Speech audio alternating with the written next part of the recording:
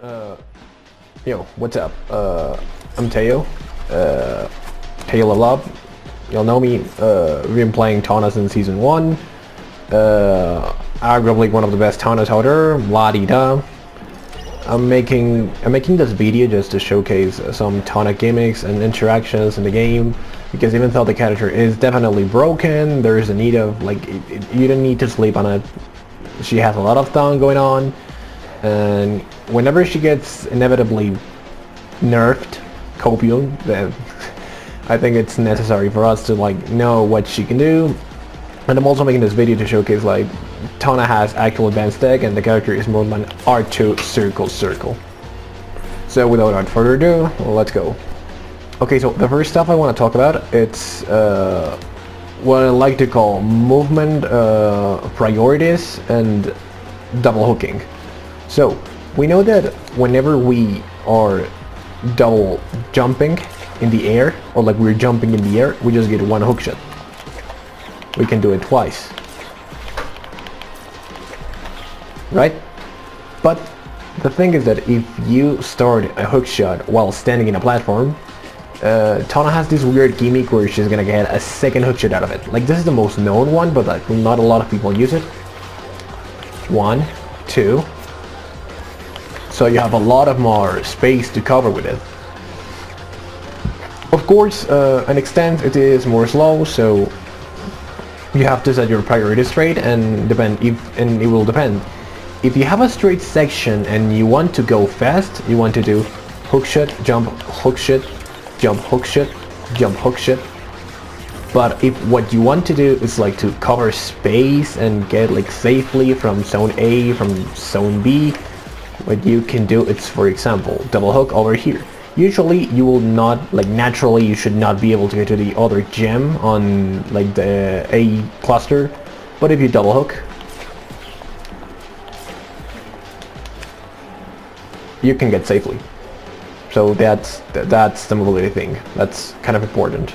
And it gives Tawna a lot of mobility because you can also now come, for example, over here in just Beachy. Oh wow, now you're in this tree. And you can arguably play like Spider-Man because you can be within all the trees, and it doesn't only apply to this map, but it also works in every other map that has these weird ass gimmicks. So do not sleep at it. The second thing I want to be talking about is hook canceling, and this might sound weird, but your hook shot can be cancelled. Let me explain it this way. The way people usually attack with Tawna is that they press R2 and they go in, right? Circle, circle. But the thing is that you can use your hook shot as a projectile. So you can do this. See? I'm baiting my movement. I'm stopping my movement mid-air, so I'm not fully forced to go straight where my hook direction is.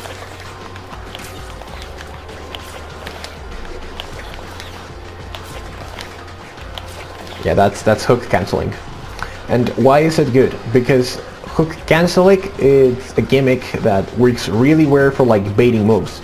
Since most of players would think Tawna is she can do anything when she's on the zipline, what they're gonna do is for example, you zipline, a crash gets here, double circle and super slams, but the problem is that, oh, I hook cancelled. Now you have a big ass cooldown while I have a 3-second hook shot to get your ass and punish you. So that's kind of a way you can use hook cancelling. But another thing that people do not realize is that hook cancelling keeps the hitbox of the zipline. So you know that when you zipline across people, you have a hitbox, right? So it's an attack. It's not only the hook that you're throwing, but it's also your body that it's hurting people whenever they pass through.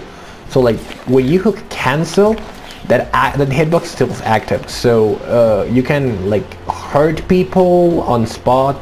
Let's call it, you're over here in bank and you're fighting a dingo, but you need to get it off your safe space and you cannot get out because you're getting comboed by the back pull.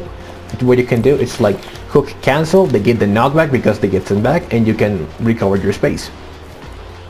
And with hook cancelling comes another thing. And that other thing, it's the quadruple jump, because yes, Tawna can jump 4 times vertically. And you would say, no, she can't. She can 3 at best. 1, 2, 3. And that's partially correct. The way you hook cancel is that you throw the hook shot and then you spam X. Like you have to spam jump to get out of the hook shot state. That way, that's how you execute the hook canceling. So, in that sense, you can do 1, 2, hook cancel, circle. Because yes, whenever you hook cancel, it's also a jump. And that's a free jump. So you have essentially 1, 2, 3, 4. And that gives you a lot of verticality and allows you to get on spots you should not be able to get.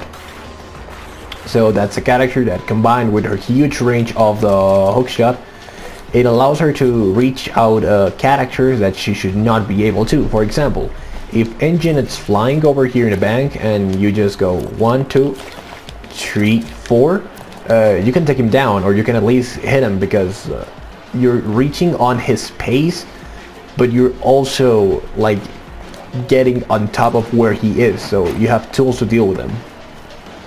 Okay, another thing I want to showcase is uppercut and overhead strafe, and this is a weird concept because you know that when you're moving, whenever you're moving, you're moving with the active hitbox. So like, it's not like this is an static attack or this is an static attack. If you're moving, they're moving with you. But the thing is that they look like they have a set speed move, right? But when you hook cancel, you can keep some of the momentum of the hook shot and actively strafe.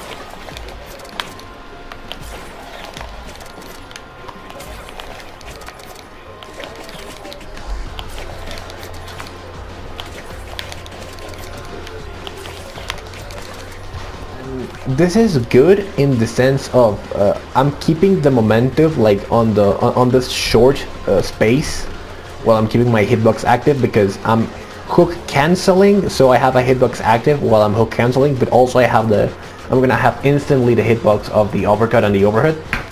Therefore, it's a safe approach, and this is really good to deal with characters like Ripperoo, for example, because or Cortex, for example, because you cannot fight them normally, in the sense of Ripperoo will just track you whenever you're hooking, because you stay static on one place whenever you're hooking.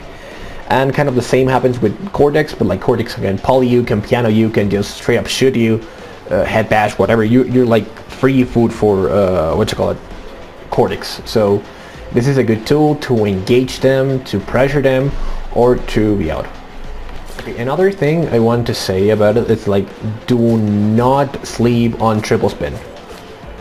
Like in general, this attack is dumb good. So like, this attack is really good in the sense of it gives you a mix-up mobility. Like, you can be moving like this and it's less predictable because you're like, this movement is 10 times less predictable than just doing this and doing this like most Tawnas do. And the other thing is that most people do not realize that that attack deals a fuck ton of damage. So like, fully landing it, it's 2 whole pips. So that's a lot. It's so, just so you understand, overhead, like, it's like uppercut overhead, it's the same amount of damage like triple spin. So you don't want to sleep on that. The attack is really good. It's good for movement. It has really good coverage. Don't sleep on it. It's pretty good. Lastly, the one thing I would like to say is do not sleep in the character. We know Tawna is broken, it's la-di-da, we all had this conversation already, but even though she's super busted, and I really, hopefully, from the bottom of my heart, I expect she's getting nerfed, because she kinda deserved it. What she's doing right now, it's like fully undeserved. Do not sleep on the character. She can do a lot. She can She's a very good scorer. She can play naturally, like not like a blocker, but like a support blocker. She's really, really good. She's really good at supporting Dingodile. She's really good at having high coverage. And if you get killed by if you get mad by getting killed by a Tawna spam circle, it's totally fine. It's totally undeserved. We all know that. But if you like Tawna, if you like the character, give it a chance, give it a shot. The character is super fun. It has a lot of tech behind her, and like, yeah, do not sleep on Tawna, even if she's nerfed. So that'll be pretty much about it. See you around.